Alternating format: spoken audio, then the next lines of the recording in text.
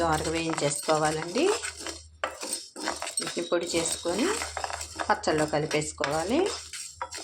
ఈ మెంతుల వల్ల వాసన మంచి సువాసన వచ్చిద్దండి పచ్చడి అనేది. ఆవాల వల్ల మంచి గ్రేవీ తయారయ్యిద్ది.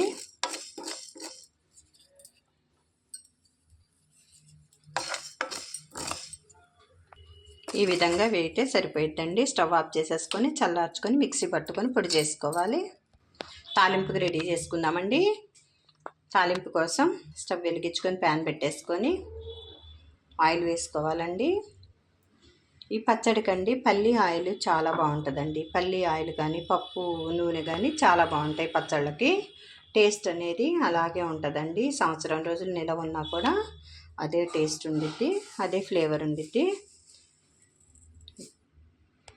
నూనె వేడెక్కిందండి. ఇందులోనికి 1 టేబుల్ స్పూన్ ఆవాలు వేసుకోవాలి.